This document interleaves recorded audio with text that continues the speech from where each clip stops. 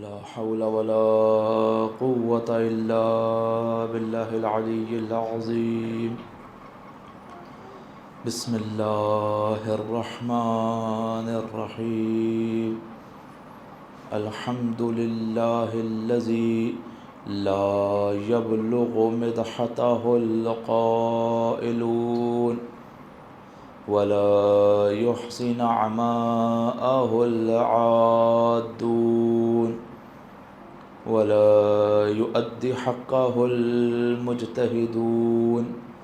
ثم الصلاة والسلام التحية والإكرام على رسول الثقلين جد الحسن والحسين ومحبوب رب المشرقين والمغربين سيدنا ومولانا وطبيب قلوبنا وشفيع ذنوبنا أبي القاسم المصطفى محمد.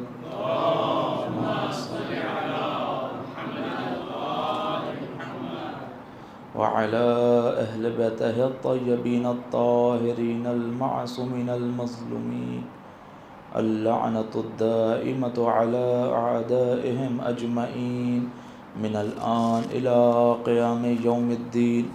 بسم الله الرحمن الرحيم. رب اشرح لي صدري ويسر لي أمري واحلل عقدة من لساني يفقهوا قولي. أما بعد فقد قال الله تعالى في القرآن المجيد والفرقان الحكيم. بسم الله الرحمن الرحيم. فاتقوا الله وأصلحوا ذات بينكم. صلوات پڑھیں محمد و آل محمد. صلی اللہ محمد و آل محمد. مسلسل دوسری گفتگو بعنوان اصحاب امام حسین کی خصوصیات. اور کل آپ کے سامنے جو گفتگو کی اس دائرے کو تھوڑا وسیع کیا کہ ہر دور میں جب بھی معصوم کسی بھی تحریک کا آغاز کرتا ہے تو کچھ افراد ایسے ہوتے ہیں جو ان کی نصرت کے لیے ان کے درمیان آ جاتے ہیں.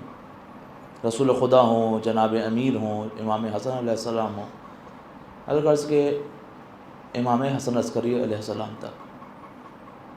اور جب کسی سے پوچھا جائے کہ امام زمانہ اجل اللہ تعالی شریف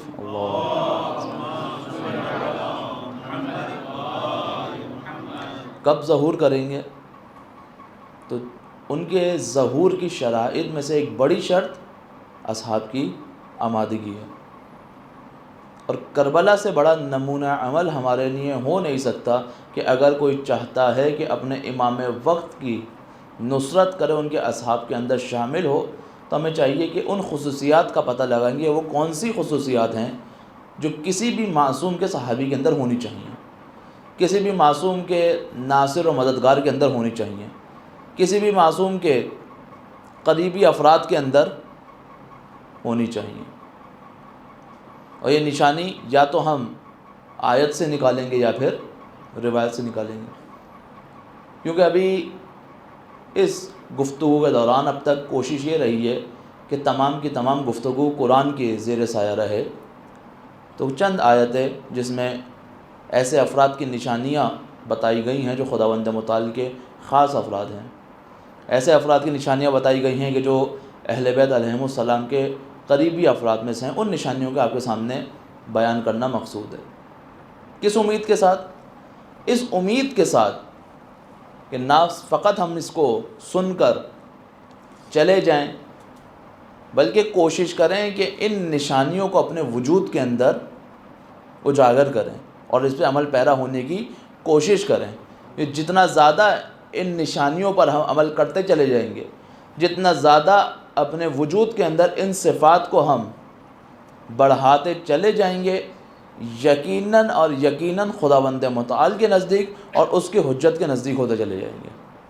کل چند نشانیاں آپ کے سامنے عرض کی، آج اپنی گفتگو کو آگے بڑھاؤں. سورہ انفال آیت نمبر 1 سے لے کر 4 تک.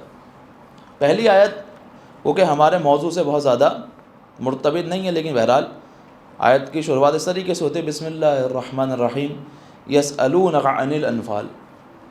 اے حبیب، یہ آپ سے انفال کے بارے میں سوال کرتے ہیں۔ انفال کس کو کہا جاتا ہے؟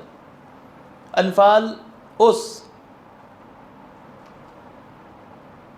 مالیت کو کہا جاتا ہے، اس ریسورسز کو کہا جاتا ہے جو عموم مردم یعنی تمام کے تمام مسلمانوں کا حق ہوتی ہے، جس پر کسی ایک کا حق نہیں ہوتا، بلکہ تمام کے تمام مسلمانوں کا حق اس کے اوپر ہوتا ہے۔ جیسے مثلا زمین سے نکلنے والے ذخائر، پیٹرولیم مثلا، اب کوئی پوچھے زمین سے جو پیٹرولیم نکل رہا ہے اس پہ کس کا حق ہے؟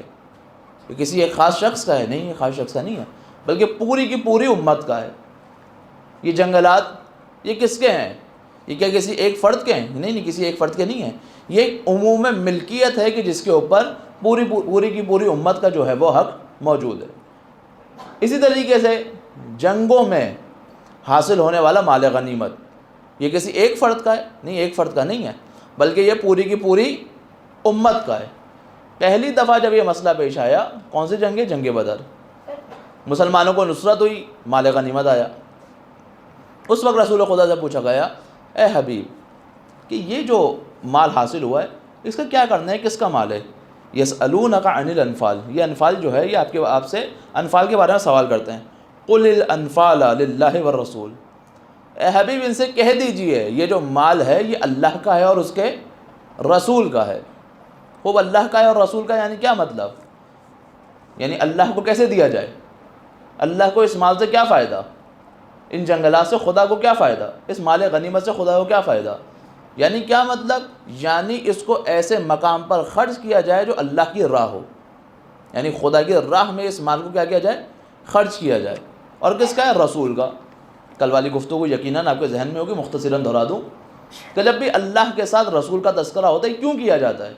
اگر یہاں پر خدا یہ کہہ دیتا قل الانفال للہ، کہ یہ کہہ دیجئے حبیب ان سے یہ جو انفال ہے یہ اللہ کا ہے، تو کافی تھا۔ وہ رسول کہنے کی کیا ضرورت تھی؟ اور رسول کا ہے کہنے کی کیا ضرورت تھی؟ کیا رسول اور خدا کے اندر کوئی فرق پایا جاتا ہے؟ اگر ہم کہیں خدا کا ہے اور پھر رسول کا ہے، یعنی دونوں کی الگ الگ ملکیت ہے، 50-50% ڈیوائڈ ہوگا، یہ تاثر ہے؟ نہیں، مراد یہ نہیں ہے۔ مراد یہ ہے کہ مال اللہ کا ہے، اب اللہ کا مال کس طرح سے خرچ ہونا ہے یہ رسول بتائیں گے۔ ایسا نہ ہو کہ تم بولو کہ کیونکہ یہ مال میرے ہاتھ میں آ گیا میں اس کو فلاں مقام پہ خرچ کروں گا، اور یہ اللہ کی راہ تو ہے، یہ مال میرے پاس آ گیا اب میں اس کو اس راستے کے اندر خرچ کروں گا، یہ بھی تو نیک راہ ہے نا۔ کہا نہیں، تمہیں حق نہیں ہے۔ کون بتائے گا؟ رسول بتائے گا۔ آج آپ کو بہت سے افراد ملتے ہوں گے نا، ہم خمس نہیں دیں گے، ہمیں کیا پتا، ہم جب امام آئیں گے امام کو خمس دیں گے۔ امام نے ہی کہا ہے کہ مجتہدین کو خمس دے دیا جائے۔ کوئی جو عموم مردم کا مال ہوتا ہے، عموم لوگوں کا مال ہوتا ہے، یہ آپ نے اپنی مرضی سے خرچ نہیں کرنا، بلکہ جہاں اللہ بتا رہا ہے اور اس کا رسول بتا رہا ہے وہاں خرچ کرنا ہے۔ اب بہرحال یہ آپ سوال ہو سکتا ہے کہ اللہ سے ڈائریکٹ مجتہدین تک کیسے آ گئے؟ یقیناً ولایت کی بحث آپ لوگوں کے ذہنوں میں ہوگی۔ یہ ولایت طولی کہلاتی ہے، یعنی اللہ نے ولایت منتقل کی رسول کی طرف، رسول نے منتقل کی ائمہ کی طرف، اور ائمہ نے منتقل کی ان علماء کی طرف۔ کو کبھی موقع لگا تو دوبارہ اس کو دہرایا جائے گا، لیکن بہرحال یقیناً آپ کے ذہن میں پچھلی گفتگو ہوگی۔ تو اے حبیب یہ آپ سے سوال کریں گے کس کے بارے میں؟ انفال کے بارے میں۔ آپ ان سے کہہ دیجئے کس کا ہے؟ اللہ کا ہے اور اس کے رسول کا ہے، یعنی اب یہ خرچ ہوگا تو رسول کی مرضی سے خرچ ہوگا۔ یہ جو تمہاری امت کی مرکزیت ہے، محور قرار دیا جا رہا ہے، وہ کس کو قرار دیا جا رہا ہے؟ رسول کو قرار دیا جا رہا ہے۔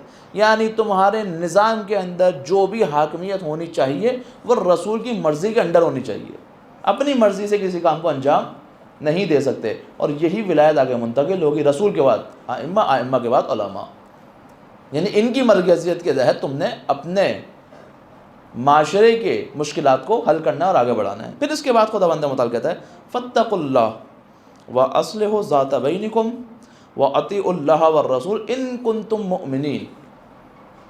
کس کی صفات پڑھ لیں ہم؟ اصحاب کی۔ کس کی صفات پڑھ لیں؟ مؤمنین کی۔ کس کی صفات پڑھ لیں؟ ان خاص افراد کی جو نصرت ائمہ کرتے ہیں۔ خداوند متعال کہہ رہے ہیں اگر مومن ہو تو یہ تین کام تمہیں ضرور کرنے چاہیے۔ کون سے تین کام؟ فاتقوا اللہ، اللہ کا تقوی اختیار کرو۔ دوسرا کام واصلحوا ذات بینکم، اپنے درمیان صلح قائم کرو، آپس میں لڑائی جھگڑے میں نہ پڑ جاؤ، آپس میں بحث و مباحثے کے اندر نہ پڑ جاؤ، آپس میں چھوٹی چھوٹی چیزوں کی طرف نہ الجھ جاؤ۔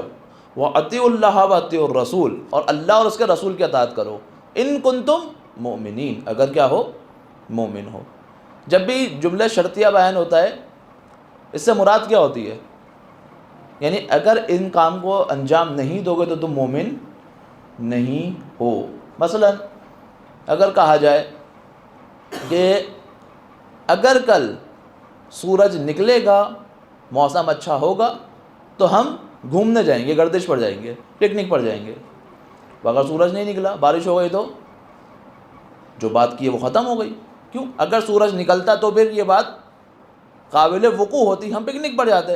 لیکن اب چونکہ سورج ہی نہیں نکلا، اب ہم پکنک پر، ہم گردش پر نہیں جا رہے۔ یہ کیا کہلاتا ہے؟ جملہ شرطیہ کہلاتا ہے۔ جب شرط ختم ہوتی ہے تو اس کا جواب بھی ختم ہو جاتا ہے۔ کہ اگر مومن ہو تو ان کاموں کو انجام دو۔ یعنی کیا مطلب؟ اگر ان کاموں کو انجام نہیں دو گے تو مومن نہیں ہو۔ کون سے تین کام؟ فاتقوا اللہ، اللہ کا تقوی، واصلحوا ذات بینکم، اپنے درمیان صلح، واطیعوا اللہ واطیعوا الرسول، اللہ اور اس کے رسول کی اطاعت۔ کل تقوی کا مفہوم آپ کے سامنے میں نے بیان کیا۔ آگے بڑھا، اپنے درمیان صلح رکھو۔ اگر کوئی جھگڑا ہو جائے، کوئی مشکل ہو جائے، کوئی پریشانی پیش آ جائے تو کیا کرنا ہے؟ خود حل نہیں کر پا رہے، کیا کرو گے؟ اطیعوا اللہ واطیعوا الرسول، تو اللہ اور اس کے رسول کی بارگاہ میں جا کر حل کرو مسئلے کو۔ بہت سارے مسائل معاشرے کے ایسے ہوتے ہیں انسان سے حل نہیں ہو پاتے، تو اس کا مطلب یہ تھوڑی ہے کہ انسان جو ہے اب نسل در نسل اس دشمنی کو قائم اور دائم رکھے۔ یہ جہالت کے دور کے اندر ہوتا تھا جب رسول خدا مبعوث نہیں ہوئے تھے۔ چھوٹی چھوٹی باتوں میں فتنے اور فساد ہوتے تھے، اور پھر نسل در نسل، نسل در نسل یہ جنگیں چلتی جا رہی ہیں۔ اسلام اس چیز کا قائل نہیں ہے۔ حتیٰ 3 دن سے زیادہ اپنے مومن بھائی سے ناراض نہ رہو، 3 دن سے زیادہ اپنے عزیز و اقارب سے ناراض نہ رہو۔ اگر آپس میں کوئی بات پیش آ گئی، یہ وہ پہل نہیں کر رہا، کوئی بات نہیں، تم پہل کر لو۔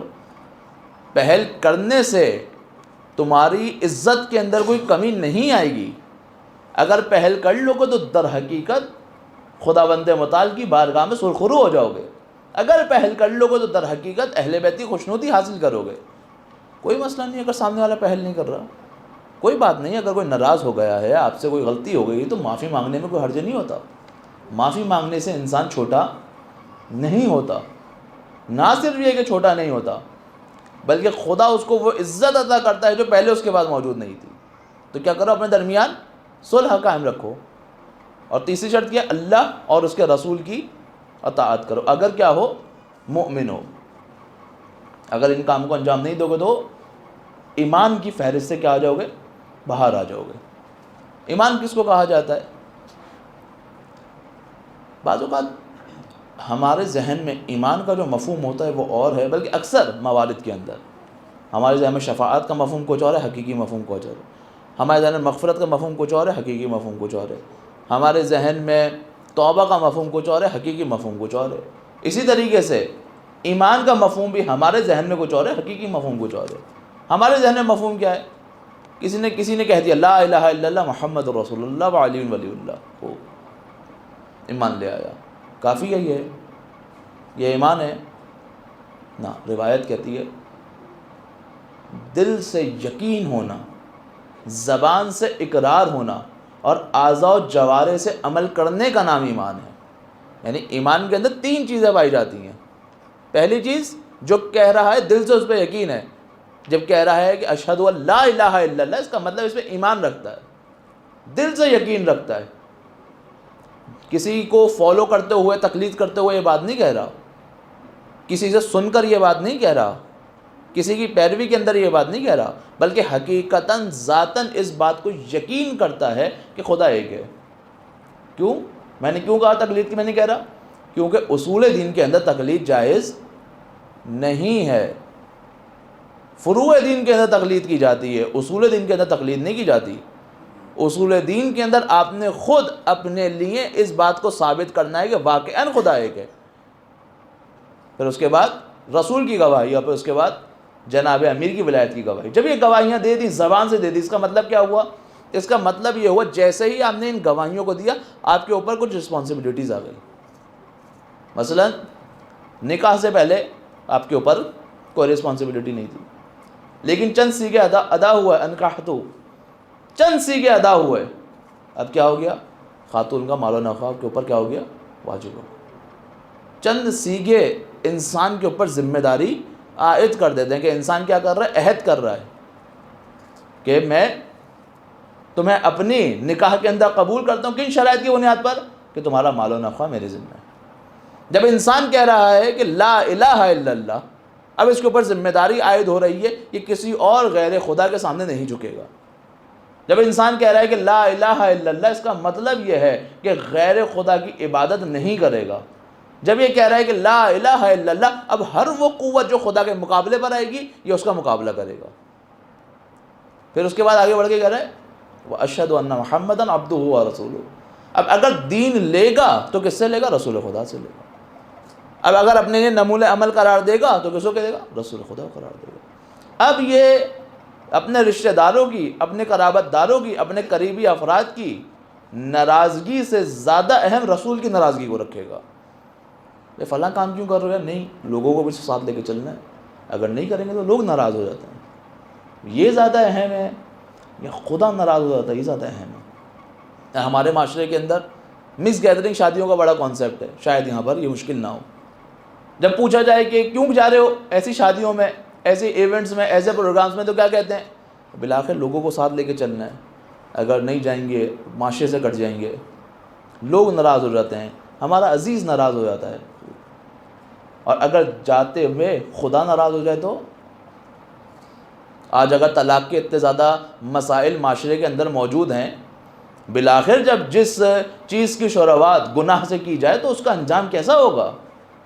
جس چیز کا آغاز گناہ پر رکھا جائے، جس کی بنیاد ہی گناہ ہو، تو اس کا انجام کیا ہوگا؟ واضح ہے کہ جب آغاز ہی گناہ سے کیا جا رہا ہے تو انجام اچھے ہونے کی امید انسان کو نہیں رکھنی چاہیے۔ تو کیا کرتا ہے؟ ایمان یعنی کیا؟ اب اگر دین لے گا تو رسول سے لے گا، اب اگر جھکے گا تو رسول کے آگے جھکے گا، اب اگر بات کو تسلیم کرے گا تو رسول کی بات کو تسلیم کرے گا۔ اب اس کو اس کی پرواہ نہیں ہے کہ لوگ ناراض ہو رہے ہیں، پرواہ کس بات کی ہے؟ رسول ناراض نہ ہو۔ اب یہی ناراضگی، یہی ولایت آئے کنٹینیو ہو رہی ہے، وہ کیا ہے؟ وَأَشْهَدُ أَنَّ عَلِيٌّ وَلِيُّ اللَّهِ۔ اب رسول نہیں ہے تو کیا؟ ولی خدا تو ہے۔ جو ولی خدا کہے گا میری وہ ذمہ داری، جو ولی خدا کرے گا میری وہ ذمہ داری۔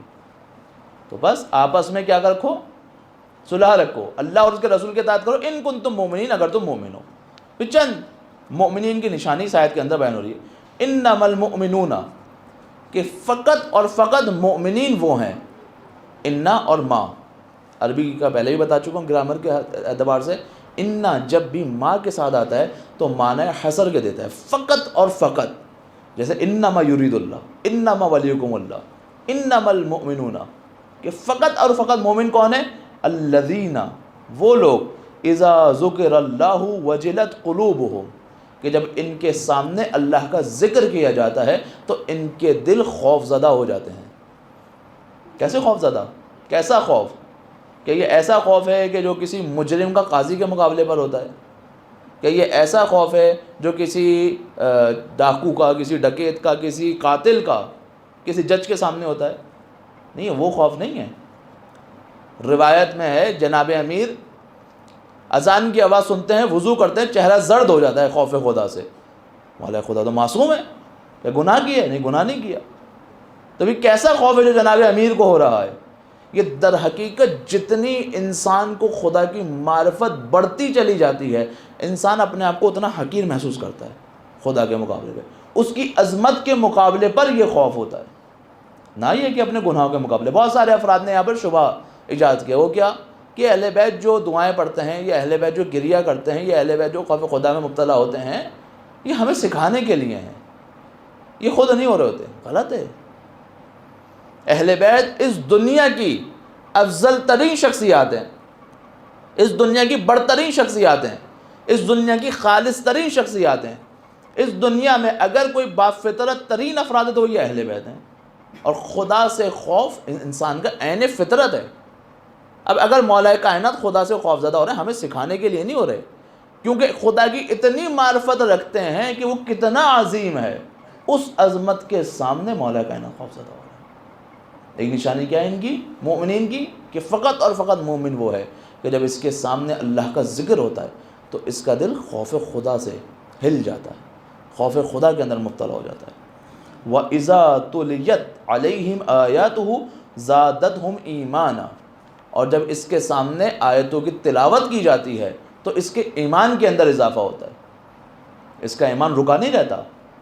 یہ نہیں ہوتا کہ بس میں ایمان لے آیا وہ ختم، میں نے کہہ دیا زبان سے لا الہ الا اللہ، کلمہ پڑھ لیا، اب میں اپنی زندگی میں مشغول ہو جاؤں، میں کمانے میں لگ جاؤں، میں اپنے گھر والوں میں لگ جاؤں، میں تمام چیزوں میں لگ جاؤں، اب میرے ایمان سے کوئی لینا دینا نہیں۔ نہیں، جب بھی آیت الہی کا مشاہدہ کرتا ہے، آیت کہتے ہیں نشانی کو، جب بھی کوئی خدا کی نشانی اس کے پاس آتی ہے تو اس کے ایمان کے اندر اضافہ ہوتا رہتا ہے۔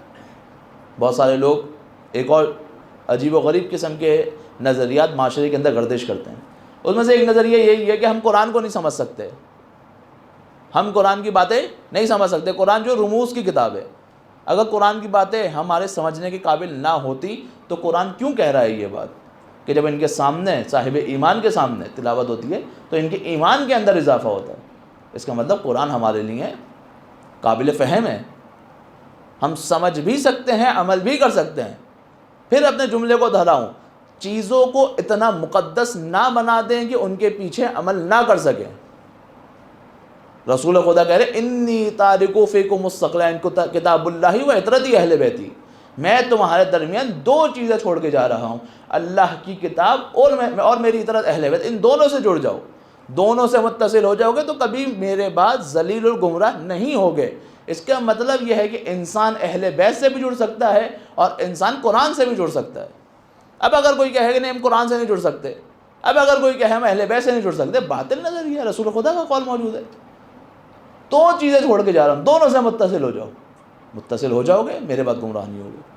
لیکن اگر دونوں میں سے کسی ایک چیز کو بھی چھوڑ دیا، اگر دونوں میں سے کوئی ایک چیز بھی تمہارے ذہن میں آ گئی کہ میں اس پر عمل نہیں کر سکتا، میں اس قابل نہیں، تو کیا گمراہی ہے، ذلیل ہو جاؤ گے اگر ان دونوں میں سے کسی ایک چیز کو بھی چھوڑا۔ بس ایمان دو نشانیاں، پہلی خصوصیت کہ جب اللہ کا ذکر ہو رہا ہے تو کیا کر رہے ہیں یہ لوگ؟ خوف زدہ ہو رہے ہیں۔ جب ان کے سامنے آیتوں کی تلاوت ہو رہی ہے تو ان کے ایمان کے اندر اضافہ ہو رہا ہے۔ پھر اس کے بعد آگے بڑھ کر خداوند متعال کہتا ہے وَعَلَىٰ رَبِّهِمْ يَتَوَكَّلُونَ، اور یہ وہ افراد ہیں جو خدا پر توکل کرتے ہیں۔ اب جس طریقے سے ہمارے ہیں اکثر چیزوں کے کانسیپٹ غلط ہوتے ہیں، توکل کا بھی کانسیپٹ اکثر غلط ہے، آپ کو نہیں کہہ رہا، بہرحال عموم مردم کے اندر چند چیزیں مشہور ہو جاتی ہیں، پھر اشعار کے اندر وہ مشہور چیزیں استعمال ہوتی ہیں اور پھر انسان اشعار سے اپنے دین کو لینا شروع کر دیتا ہے۔ اشعار دین لینے کے لیے نہیں ہوتا، اشعار تخیل ہوتا ہے، ایک خیال ہوتا ہے، ٹھیک ہے، نوحے کی حد تک ٹھیک ہے، مرثیے کی حد تک ٹھیک ہے، لیکن اشعار سے، شعروں سے کبھی دین حاصل نہیں کیا جاتا۔ دین حاصل کرنے کے لیے یا تو آیت ہوتی ہے یا روایت ہوتی ہے۔ ہمارے یہاں ایک مصیبت یہ بھی ہے کہ لوگ مرثیوں سے مصائب پڑھتے ہیں، واقعی عجیب ہے۔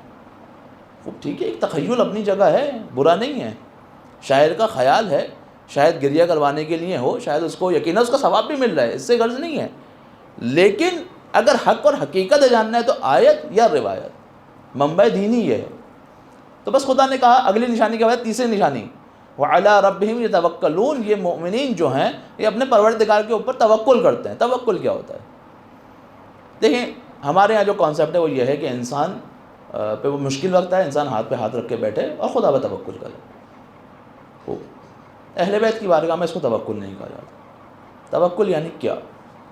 توکل یعنی انسان اپنی جانب سے 100% کوشش کرے، اپنے وظیفے کو پورا کرے، جو اس کی رسپانسبلٹی ہے اس کو پہچانے اور اس پر عمل کرے، اور پھر اس کے بعد رزلٹ خدا کی بارگاہ میں چھوڑ دے، کہ رزلٹ خدا کا دینے کا کام، مطلب بولے کہ میں یہ اتنے مشکل ہو گئی، میں کیسے عمل کروں؟ مثلا حضرت حاجرہ، شاید پہلے بھی یہاں پر یہ مثال دی ہے، جو حضرت حاجرہ اور حضرت اسماعیل کو جناب ابراہیم مکے میں چھوڑ کر آ گئے، بیابان ہے، بالکل بیابان ہے، زوجہ اور بیٹے کو چھوڑ کے آئے خدا کے حکم کے اوپر۔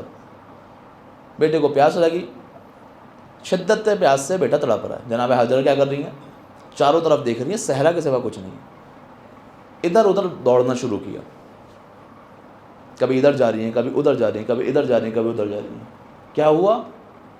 اپنے وظیفے کو انجام دیا، اس بیابان میں خداوند متعال نے جناب ہاجرہ کے پیروں کی ٹھوکر سے زمزم کو جاری کر دیا۔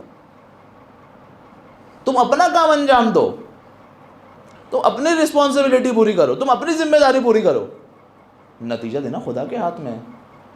اگر آج کوئی یہ سمجھتا ہے کہ پوری دنیا اتنی زیادہ خراب ہو چکی ہے، ہر طرف گمراہی ہے، ہر طرف جو ہے وہ بیمانی ہے، ہر طرف جو ہے وہ گناہوں کے موقع فراہم ہے، تو خداوند متعال نے آپ سے نہیں مانگا گیا ساری دنیا کو ٹھیک کر دیں، خدا نے صرف اتنا مانگا ہے کہ تم اپنی ذمہ داری کو ادا کرو۔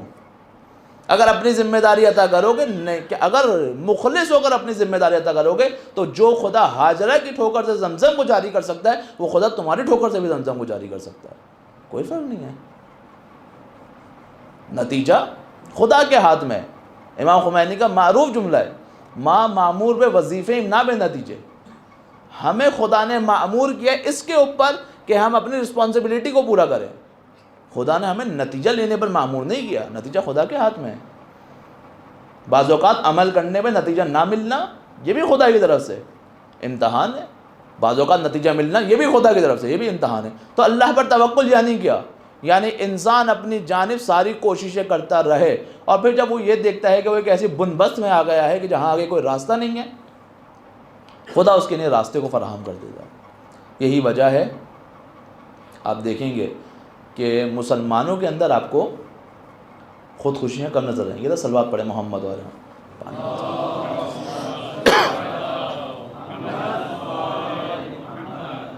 آپ کو مسلمانوں کے اندر خودکشیاں کم نظر آئیں گی، سوسائڈ کیسز کم نظر آئیں گے۔ کیوں؟ اس کی وجہ یہ ہے کہ جب بھی کوئی مشکل پڑتی ہے اپنے آپ کو خدا سے توسل کرتا ہے، خدا سے متصل کرتا ہے، خدا پہ امید باندھتا ہے، اور بالخصوص تشیع کے اندر جب کوئی مشکل پڑتی ہے جانتا ہے کہ اس کے وقت کا امام موجود ہے اس کی نصرت کے لیے۔ آپ دیکھیں گے اس میں بہت کم نظر آئیں گے آپ کو شیعہ افراد جن کے عقائد ٹھیک ہوں گے، کبھی آپ کو دنیا کی پریشانیوں میں گھرے ہوئے نظر نہیں آئیں گے، کبھی دنیا سے مایوس نظر نہیں آئیں گے۔ صلوات پڑھیں محمد و آل محمد پر۔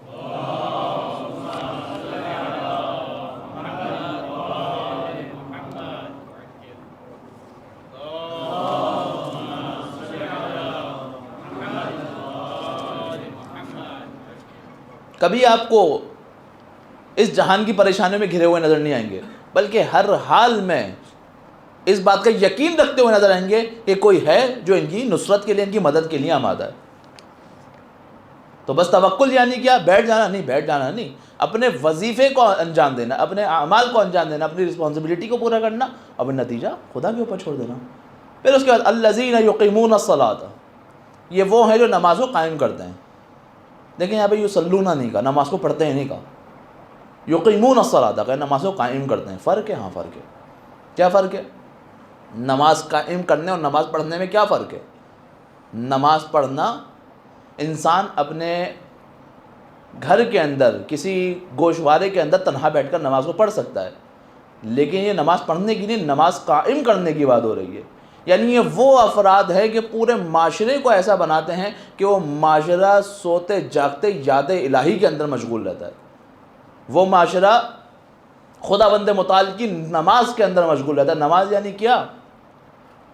نماز یعنی راہ خدا میں ہمیشہ چلتے رہنا۔ نماز یعنی کیا؟ یعنی اٹھتے بیٹھتے جس حال میں بھی وہ خدا کو یاد رکھنا۔ یہ افراد فقط نماز پڑھتے نہیں ہیں، بلکہ نماز کو معاشرے کے اندر قائم کر دیتے ہیں، معاشرے کے اندر خضوع و خشوع پایا جاتا ہے، معاشرے کے اندر ہر موقع کے اندر یاد خدا پائی جاتی ہے۔ پورا معاشرہ کسی بھی ایک موقع پر یاد خدا سے غافل نہیں ہوتا۔ وَمِمَّا رَزَقْنَاهُمْ يُنْفِقُونَ، اور یہ اللہ کے دیے ہوئے رزق سے انفاق کرتے ہیں۔ کل آپ کے سامنے انفاق کو بڑے ڈیٹیل سے بیان کیا تھا۔ انفاق یعنی کسی کے ذہن میں؟ انفاق یعنی معاشرے کی خلا کو پر کرنا۔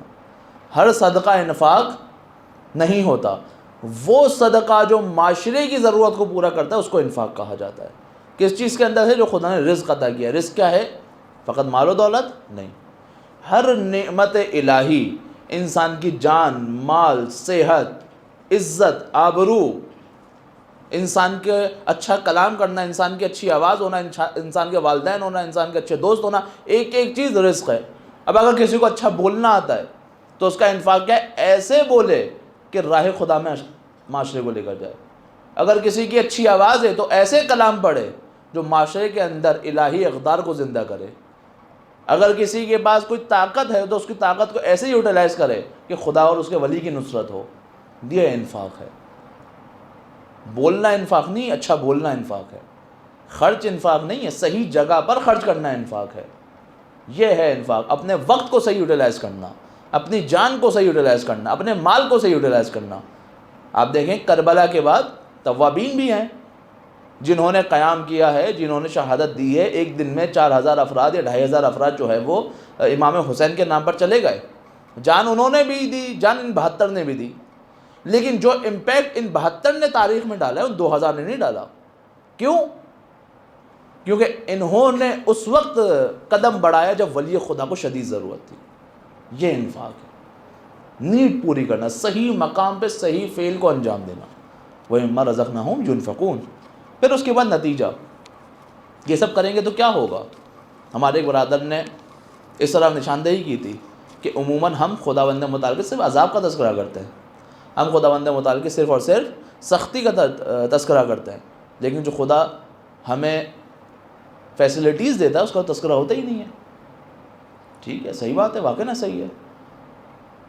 تو ہمیں ان چیزوں کو بھی یاد رکھنا چاہیے۔ اسلام فقط تنذیر کا نام نہیں ہے، تبشیر اور تنذیر دونوں چیزوں کا نام ہے۔ یعنی اسلام نے بشارتیں بھی دی ہیں، خوشخبریاں بھی دی ہیں، اور تنذیر اور دھمکیاں بھی دی ہیں۔ اگر یہ نہیں کرو گے تو یہ ہوگا، لیکن اگر کرو گے تو اس کے بدلے کچھ ملے گا بھی، فقط ڈرایا نہیں ہے۔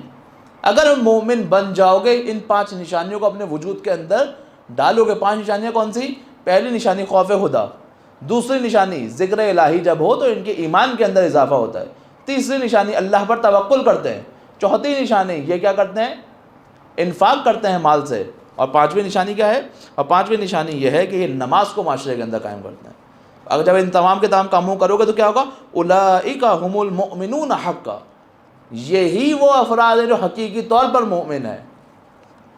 لہم درجات عند ربہم، انہی کے لیے بہترین درجات ہیں پروردگار کے نزدیک۔ ومغفرۃ، اور انہی کے لیے مغفرت ہے۔ ورزق کریم، اور یہی وہ افراد ہیں کہ جس کو خداوند متعال اپنا پاک اور طیب رزق عطا کرتا ہے۔ ان تمام کی تمام نشانیوں کو آپ دیکھیں، چاہے وہ خوف خدا ہو، چاہے وہ ایمان میں اضافہ ہو، چاہے وہ اللہ پر توکل ہو، چاہے وہ نماز کا قیام ہو، چاہے رزق میں انفاق ہو، اس کا اگر آپ کو مجموعہ اور کمال دیکھنا ہے تو آپ کربلا کو دیکھیں۔ ہر طریقے کا آپ کو وہاں پر شخص نظر آئے گا جس کے اندر یہ تمام کی تمام نشانیاں موجود ہوں گی، یہ تمام کی تمام نشانیاں آپ دیکھیں۔ کربلا کے اندر آپ کو وہ افراد نظر آئیں گے کہ شب عاشور ہے، ہر خیمے میں خدا کی عبادت ہو رہی ہے۔ کیا ہے؟ یہ خوف خدا ہے۔ آپ کو کربلا میں نظر آئے گا جناب زہیر کا مقام، کہ جب امام حسین نے ان کو ان کی شہادت کا مقام دکھایا تو مسکراتے ہوئے امام کے حسین کے ساتھ چلے۔ جب یہ آیت الہی دیکھتے ہیں تو ان کے ایمان کے اندر اضافہ ہوتا ہے۔ آپ کو کربلا میں خدا پر توکل کرنے والے نظر آئیں گے کہ سامنے 30,000 ہیں، 72 ہیں۔ امام نے چراغ بھی بجھا دیا، جو جانا چاہتا ہے چلا جائے، لیکن کوئی جانے پر آمادہ نہیں۔ امام نے کہا اگر تمہیں خوف ہے کہ آخرت میں تم سے سوال ہوگا، میں تمہیں جنت کی بشارت دیتا ہوں، جاؤ چلے جاؤ۔ کوئی نہیں گیا۔ امام کہتے ہیں اگر تمہیں دوسروں سے شرم آتی ہے، لو میں چراغ بجھا رہا ہوں، اب جس کو جانا چلا جائے۔ موت سا سناٹا ہے پورے مجمع میں، اور سناٹے کو توڑا کس نے؟ حضرت ابو الفضل العباس نے۔ مولا آپ کو چھوڑ کر جائیں تو جائیں کہاں؟ جناب زہیر کھڑے ہوتے ہیں، کہتے ہیں مولا ایک بار نہیں، 1000 بار مارا جائے زندہ کیا جائے، مارا جائے زندہ کیا جائے، تب بھی آپ کی نصرت سے پیچھے نہیں ہٹیں گے۔ ایمان میں اضافہ۔ آپ کو روز عاشور جناب سعید جیسے اصحاب نظر آئیں گے، مولا جانتا ہوں وقت بڑا سخت ہے، لیکن اس پرآشوب ماحول میں آخری بار آ کے پیچھے نماز پڑھنا چاہتا ہوں۔ عجیب افراد ہیں یہ. آپ کو اپنے جانوں پر انفاق کرتے ہوئے نظر آئیں گے وہاب قلبی جیسے افراد. ابھی چند روز ہی گزرے ہیں شادی کو، اپنی زوجہ اور اپنی والدہ کی راہ میں آئے ہیں. جب شہید کر دشمنوں نے سر بھیجا ہے تو والدہ نے سر اٹھایا ہے، واپس لشکر یزید نے پھینکا ہے کہ جو ہم راہ خدا میں انفاق کر دیتے ہیں اسے واپس نہیں لیتے. کربلا میں 6 ماہے سے لے کر بزرگ تک 90 سال تک کے افراد کا آپ کو وہ نظر آئے گا، رول نظر آئے گا. کربلا میں مرد بھی موجود ہیں، کربلا میں خواتین بھی موجود ہیں، کربلا میں جوان بھی موجود ہیں، کربلا میں بچے بھی موجود ہیں. اگر کوئی چاہتا ہے بچہ اپنے نے رول ماڈل قرار دے تو حضرت قاسم کو دیکھے. کوئی جوان چاہتا ہے تو حضرت علی اکبر کو دیکھے. کوئی بچی چاہتی ہے اپنے رول ماڈل قرار دے جناب سکینہ کو دیکھے. کوئی خاتون چاہتی ہے بی بی زینب کو دیکھے. ہر مقام پہ ہر طریقے کا رول آپ کو کربلا کے اندر نظر آئے گا. اور ہم جیسا کوئی غلام چاہتا ہے کربلا سے کچھ حاصل کرنا تو جون کو دیکھے. آج آپ کے سامنے جس شخصیت کا پرسہ بیان کرنا ہے وہ امام حسین کا غلام. غلام یہ اہل بیت کے گھرانے کا ہے لیکن ہمارے لیے سردار ہے. حضرت ابو ذر کا غلام، پھر امام حسن کے پاس اور پھر امام حسین کے پاس. مشہور یہ ہے کہ سب سے زیادہ عمر حضرت حبیب ابن مظاہر کی ہے. حضرت حبیب 75 سال کے ہیں کربلا میں، لیکن حضرت جون 90 سال کے ہیں کربلا میں. حبیب سے زیادہ بزرگ. پوری زندگی اہل بیت کی غلامی میں گزار دی. مولا کے پاس آئے، مولا میں جنگ کرنا چاہتا ہوں. مولا نے کہا اے جون ہم تم سے راضی ہیں، تم نے ہماری ساری زندگی خدمت کی ہے، ہم تمہیں آزاد کرتے ہیں، تم جہاں جانا چاہتے ہو چلے جاؤ. اے مولا آپ اس لیے کہہ رہے ہیں نا کہ میرے پسینے سے بدبو آتی ہے؟ اے مولا آپ مجھے اس لیے اجازت نہیں دے رہے نا کہ میرا رنگ جو ہے وہ سیاہ ہے؟ اے مولا آپ مجھے اس لیے اجازت نہیں دے رہے کہ میرا نسب جو ہے وہ اور لوگوں کے نسب کی طرح نہیں ہے؟ کیوں بیان کر رہے ہیں حضرت جون یہ کہ مولا کو جانتے نہیں ہیں؟ ارے امام تو وہ ہیں جو جناب فضہ کو ماں کہتے ہیں، جناب ام ایمن کو ماں کہتے ہیں. نہیں یہ اس لیے بیان نہیں کر رہے لیکن بہانہ چاہتے ہیں کسی طریقے سے مولا مجھے اجازت دے دیں. اے جون اگر یہ سمجھتے ہو جاؤ تمہیں اجازت ہے، جاؤ ہم نے تمہیں اجازت دی. مولا ایک آخری گزارش. ہاں جون.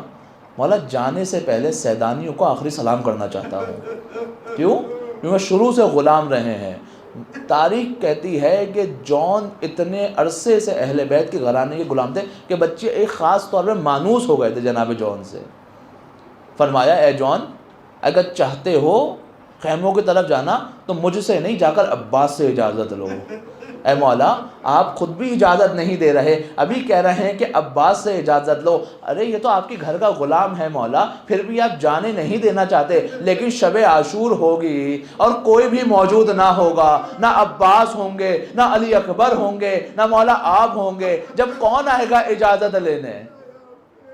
عباس کے پاس کا اجازت ملی، خیموں کے باہر آئے. جب مولا نے ودا کی نا تو چھوٹے چھوٹے بچے آ کر مولا سے لپٹ گئے. ویسا ہی منظر ہے کہ جب عباس پانی لینے جا رہے تھے نا، چھوٹے چھوٹے بچے عباس سے آ کر لپٹ گئے تھے، ایسے جون سے آ کر لپٹا گیا. بچوں نے گریہ کرنا شروع کیا اور بچوں کے گریے کو سن کر خیمے میں خواتین کی آواز بلند ہوئی. حضرت عباس آئے، کہا جون سیدانیوں کے رونے کی آواز بلند ہو رہی ہے، پیچھے ہو جاؤ. میں کہوں گا مولا آپ کو ایک غلام کا سننا برداشت نہ ہوا کہ سیدانیوں کی آواز سنے گا، لیکن مولا ایک وہ وقت بھی آئے گا کہ جب یہ بیویاں گریہ کر رہی ہوں گی اور لعین موجود ہوں گے. ارے شرابی کا دربار ہوگا اور سیدہ زادی وہاں ہوں گی. بس جون کو اجازت ملی، جو لڑنے کے لیے میدان میں گئے ہیں. جا کر جب شہید ہوئے نا تو مولا جون کے جنازے پر گئے، اپنی سواری سے اترے اور مولا نے وہی کام کیا ہے جو علی اکبر کے ساتھ کیا ہے. مولا نے اپنے رخسار کو جون کے رخسار پر رکھا اور کہا اے خدا، جون کو یہ شکایت تھی نا کہ میں اس کو اجازت نہیں دے رہا کہ اس کے پسینے سے بو آتی ہے، اے پروردگارہ اس کو خوشبو میں تبدیل کر دے. اے بار الہ، جون کو یہ شکایت تھی یہ سیاہ پوس ہے، اے بار الہ اس کے چہرے پہ نور عطا فرما. اے بار الہ اسے یہ شکایت تھی نا کہ اس کا حسب و نسب اچھا نہیں ہے، اے بار الہ آخرت تک کے لیے اس کو ایسا بنا دے کہ جب بھی اس کا نام آئے تو محمد و آل محمد کا نام آئے. ارے اپنے مولا کی بارگاہ میں ہاتھ اٹھائیے، اے مولا ہم بھی آپ کے غلام ہیں، ہماری قربانی کو بھی قبول کر لیجئے. اے مولا ہمیں بھی اس قابل بنا دیجئے کہ آپ کی راہ کے اندر قربان ہو جائے. لعنت اللہ علی القوم الظالمین.